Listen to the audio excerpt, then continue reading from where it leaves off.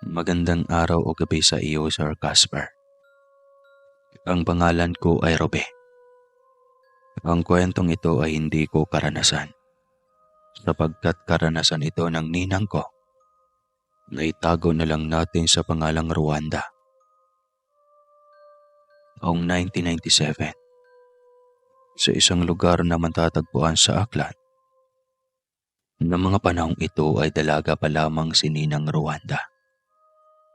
Huminto siya sa pag-aaral at tumutulong na lamang siya sa pagtitinda ng barbecue sa kanyang ina. Kaya naman medyo hindi naman nakakapagod ang kanyang ginagawa. Kailangan lamang makaubos ng kanyang mga paninda. Sa harapan lamang ng bahay ang ihawan. Pero dumating ang hindi inaasahan. Habang siya ay mag-isang nag-iihaw ng barbecue, umalis kasi ang kanyang mga magulang.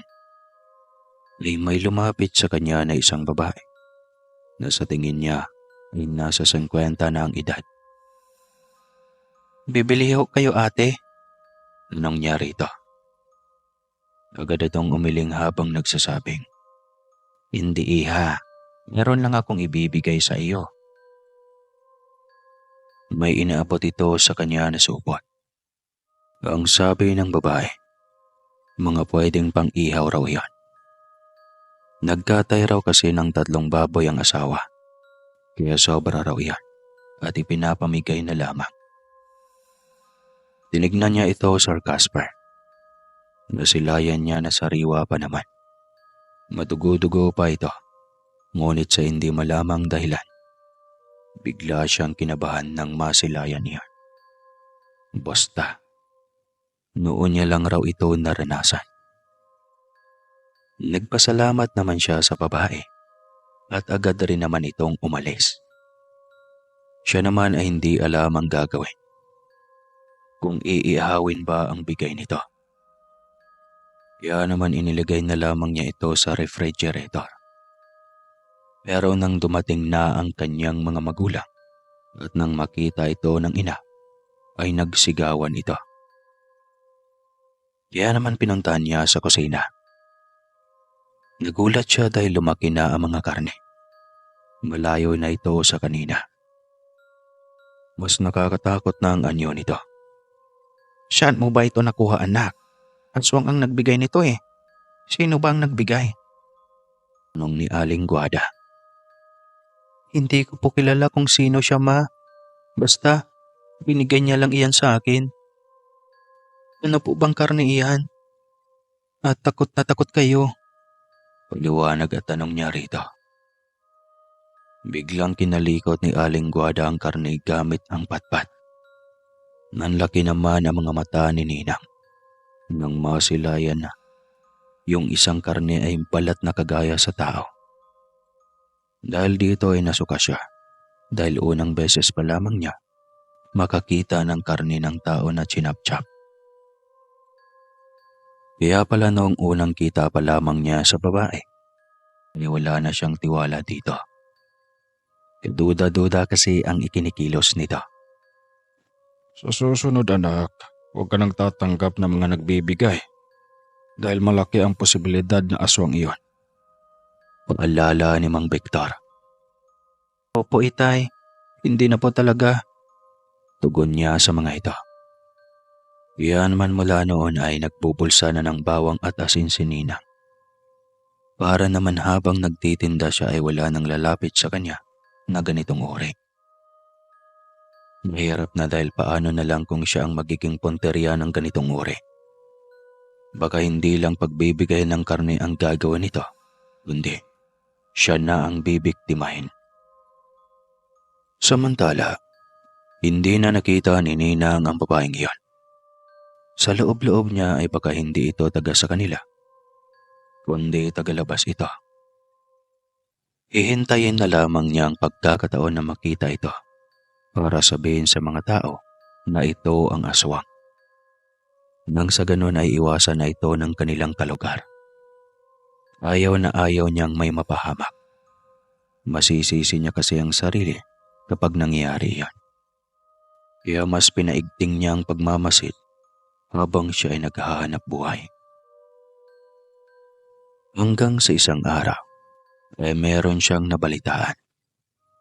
Ang isa sa mga albularyo kasi sa kanilang lugar na si Mang Pedring ay namatay na. Natagpuan itong may malalim na sugat sa leeg at naubusan ng dugo. Wala namang naging kaaway ang matandang lalaki, kaya hinihinala ng marami na aswang ang may gawa nito. Madalas kasing dinudulog sa kanya ng mga nagiging kliyente ang tungkol sa ganitong uri. At dahil kinokontra niya ito, iyon siguro ang dahilan. Sa loob-loob ni Ninang, ayaw pala ng aswang na may kontrabida dahil tiyak na papatayin ito. Pero sa kabila nito ay hindi natatakot si Ninang. Kung talagang makikita niya ang nagbigay ng karne, sasabihin niya ito sa mga tao na aswang ito. Bahala na kung siya ay posibleng mapahamak. At least, ay makakaligtas siya ng mga tao. Katiwala naman siya na hindi yon pahintulutan ng Diyos na mangyari sa kanya. Maka-Diyos siya kaya malaki ang pananalig niya. Hanggang sa dumating ang pagkakataon kung saan ay masisilayan uli ang babae.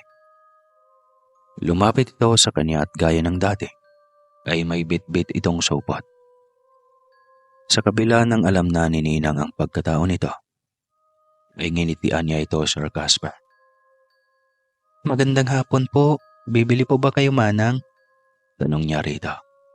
Kahit alam niya na ang kailangan nito. Hindi ako bibili, iha. May ibibigay lang ulit ako. Nagustuhan mo ba yon? Umagik-gik na pahayag nito. Yan pong nasa supot ang ibibigay niyo sa akin. Oo, ito nga. Patuloy lamang ito sa pagtawa. May dinukot sa bulsa si Ninang. Isa itong binasbasan na rosaryo na nasusuot sa liig. Mabilis siya itong isinuot sa babae. Kitang-kita niya kung papaano umusok ang liig nito. Pigil ang pag-inda nito pero ramdam niya na sobra itong nasasaktan. Habang umiinda ito at nagwawala, kitang-kita niya na nagiging puro itim ang mga mata nito. Kitang-kita rin ang matatalas ng ngipin sa bibig nito. Hindi nito mahubad-ubad ang kwintas, kaya ang ginawa na lamang ay tumakbo pa palayo. Kaya naman dito na lamang nakahinga ng maluwag si Ninang. Ang buong akala niya kasi ay mapapahamak na siya kanina. Walang nakakita sa pangyayaring iyan dahil wala pa siyang customer. Nang matapos na sa pagtitinda si Ninang, ay maaga na siyang nagpahinga. Mabuti na lamang, yung bitbit kanina ng babae ay dinala rin ito. Kaya hindi niya na poproblemahin pa kung saan iyon itatapon. Samantala, nung gawing iyon, at habang natutulog siya ng mahimbing, ay bigla siyang naalimpungatan. Ano ba naman kasi? Naririnig niya na lumalangit-ngit ang dingding nilang yari sa tabla. Pagtanto niya na siya lamang ang nakakarinig nito. Hindi siya makatulog sa ingay nito, kaya naisipan niya na silipin ito sa bintana. Nanlaki ang mga mata niya sa nasilayan. Isang babaeng magulo at may mahabang buhok ang nakakapit sa labas ng dingding. Ubod rin ng pangit ang malaimpakto nitong mukha. Kaya sa labis na takot ay isinara niya ang bintana at kinandado ito. Hindi siya gaanong nakatulog sa gabing iyon. Kaya naman puyat siya sa kinabukasan. Mabuti na lamang ang ina na lamang niya ang umalili sa kanya. Kaya ang ginawa na lamang niya sa araw na iyon ay ang magwali sa likod ng bahay. Pinaliligiran sila ng puno, kaya natural na maraming dahon ang naglalagas. Sa kalagitnaan ng kanyang pagwawalis, ay may nakita siyang supot. Nawindang siya ng maalala na galing ito sa babae. Binuksan niya ito. At hindi nga siya nagkamali. Dahil karne na naman iyon ng tao na nilalangaw pa at ginagapahangan ng alabuyan. Kaya naman kahit natatakot ay kumuha siya ng pala. Nagukay siya at ibinaon ito. Hindi niya alam kung ano nang nangyari sa babae matapos niya itong sabitan ng rosaryo. Pero malakas ang kutob niya na talagang hindi siya nito lulubayan. Kaya nung matapos na siyang maglinis, naganap siya ng albularyo na siyang tutulong sa kanya. Tanong-tanong pa siya sa mga tao at itinuro naman ng mga ito ang albularyo na siyang tutulong sa kanya. Nagulat pa nga siya nang makadapo ang palad niya ito sapagkat binata pa pala ito. Ang pangalan nito ay Wilmer. Guwapo ito at may nakakabighaning mga mata. Anong kailangan mo, miss? Tanong nito sa kanya. Kasi may namimerwisyo na aswang sa akin. Gusto kong magpatulong sa iyo para lubayan na niya ako. Ganun ba? I-describe mo ang itsura niya at i-drawing ko. Hindi alam ni Ninang kung ano ang pamamaraan nito para siya ay tulungan. Pero sinunod niya naman ang kagustuhan nito. Agad niyang isinalarawan ang itsura ng babae base sa kanyang pagkakaalala. Iginuhit naman ito ng binatang albularyo. Matapos gawin iyon, ay may binanggit ito sa kanya. Hindi ba sinabi mo, nung suotan mo siya ng rosaryo, napainda siya ng sobra? Ang gawin mo na lang ngayon, lalo na sa gabi, ay magdasal ng Holy Rosary. Papahinain kasi nito ang kapangyarihan ng nilalang hanggang sa ito nang tatapos sa kanyang buhay.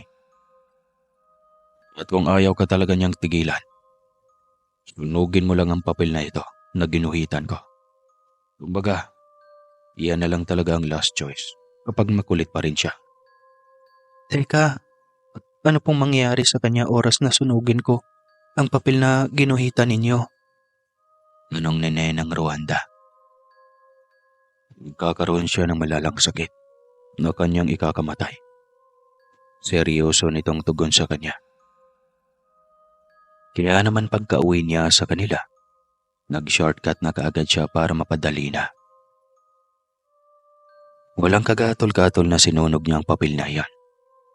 Parang naging epektibo naman ang kanyang ginawa. Papaano ba naman kasi? Ilang araw ring walang paramdam ang babae. Kaya gano'n na lamang ang labis siyang tuwa. Ibig sabihin na nagkasakit na ito. Talagang lulubayan na siya. Kaya tuwang-tuwa siya sapagkat ligtas na siya sa kapahamakan. Iyon nga ang nangyari. Naghintay siya ng balita na kung sino ang mamamatay. Hanggang sa meron na siyang nasagap na balita. Isang babaeng natagpuan na patay sa dagat. Palutang-lutang ito sa tubig. Maraming sugat sa katawan nito. Pero maraming nanghihinala na nalunod lamang raw ito. Baka raw ang sugat na tinamo nito ay dahil sa mga isda. Pero maraming nakakapagsabi, lalo na ang mga matatanda, na ang sugat na iyon ay dahil sa isang albularyo.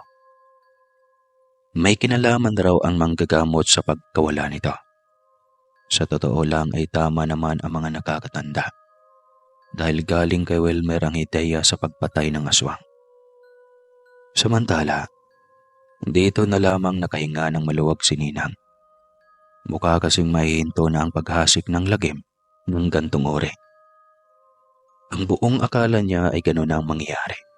Ngunit hindi pa pala. Sapagkat mayroon pa palang papalit sa aswang na iyon. Isang hapon, nagtitinda ulit si Ninang ng barbecue. Merong lalaki na lumapit sa kanya. Magandang araw po. Ano po ang sa inyo? Nakangiting bati niya rito. Ngunit sa kabila ng gantihan rin siya nito ng ngiti, ay naging mas seryoso pa ang mukha nito. Magbabayad ang pumatay sa asawa ko. Nangunot noon naman siya sa inihayag nito. Magbabayad po? Teka, sino po ba ang gumawa nun sa asawa ninyo? Tumawa na parang demonyong lalaki. Uh, Huwag ka nang magmaang-maangan pa. Iisa lang ang makakagawa nun. Walang iba, kundi ikaw. Tumiyag nito at nakita niya na tumalas ang mga kuko nito sa kamay. Aktong kakalmutin na sana siya nito nang may lumapit na lalaki at dali-daling hinagupit ng latigo ang aswang. Kitang-kita niya kung papaano umusok ang balat nito sa pagdantay ng latigo sa balat nito. Nakilala ni Ninang ang gumawa nun at walang iba kundi ang albularyo na si Wilmer. Kaya naman nagtatatakbo na ang nilalang.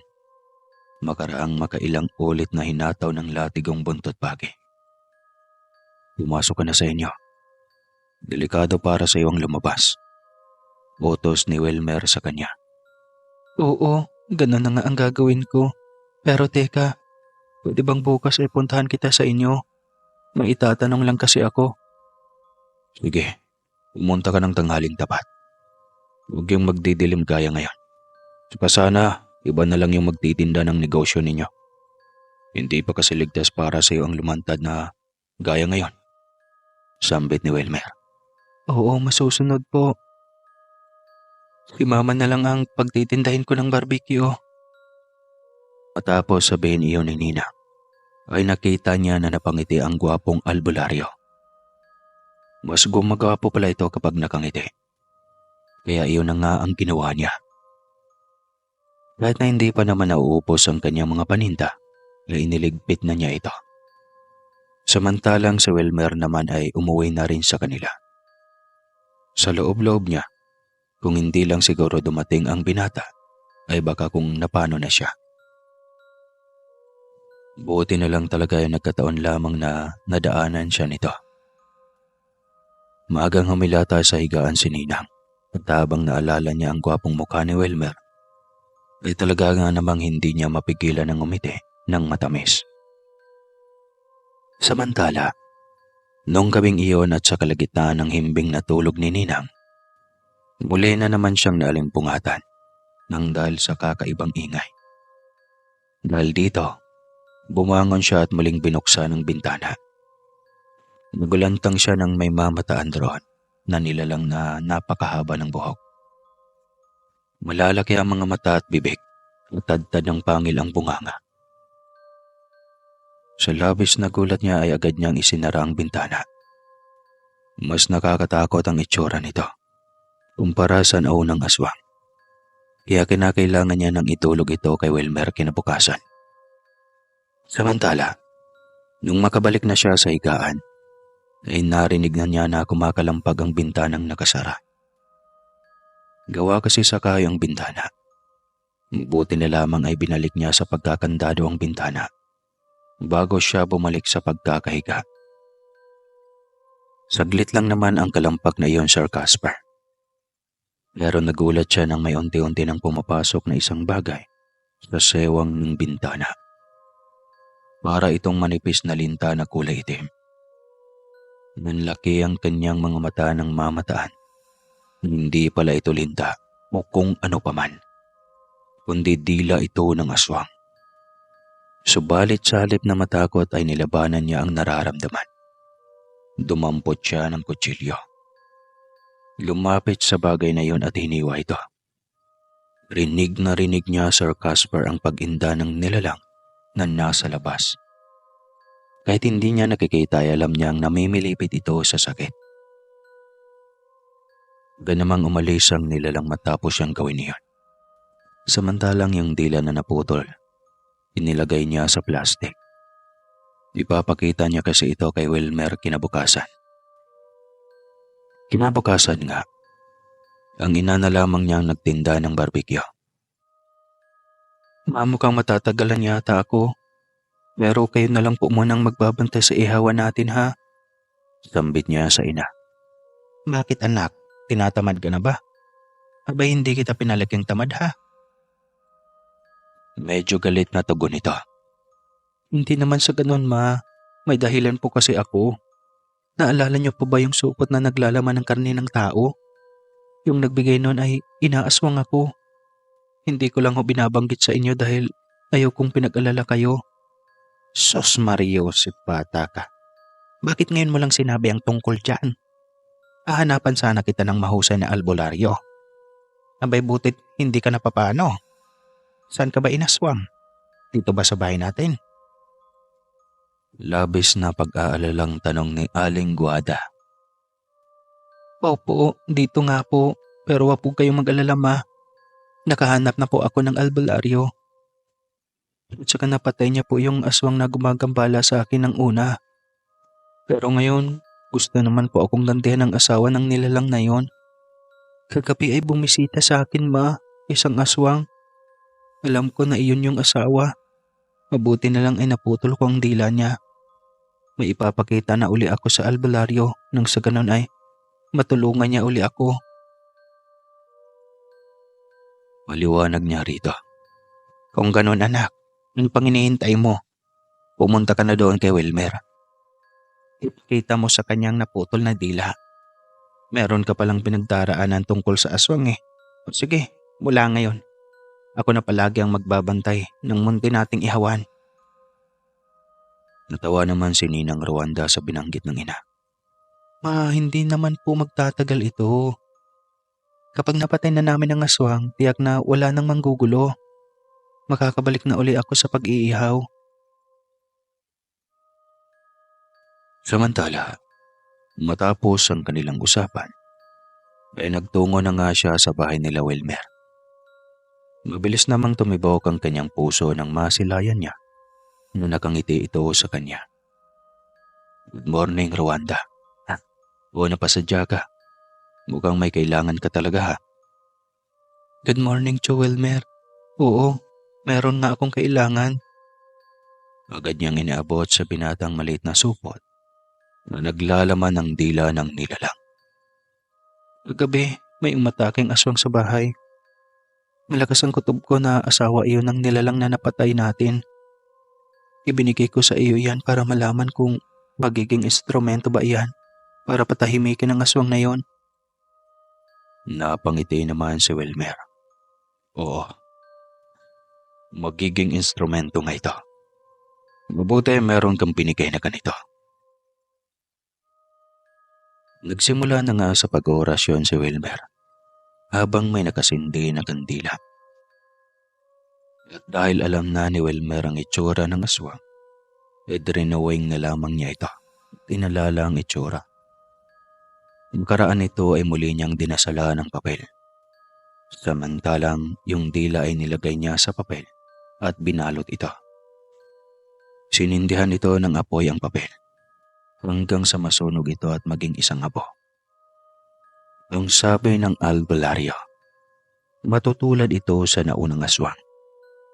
Napagtanto ni Ninang na ganoon pala kalakas ang kapangyarihan ng albularyo na ito.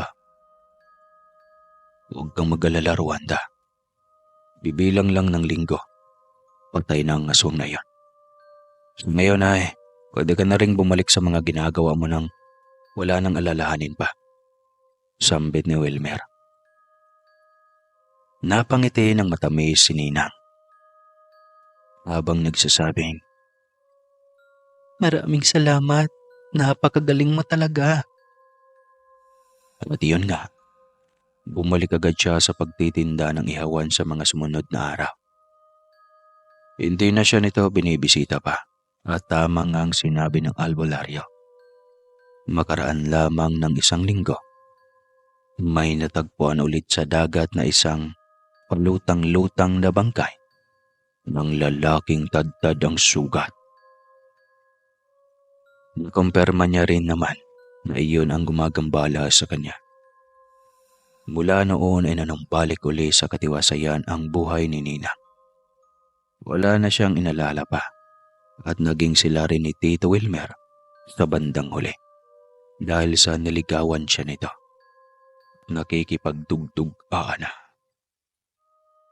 Hanggang dito na lang po ang kwento at lubos na nagpapasalamat, Robe ng Aklan. Wakas.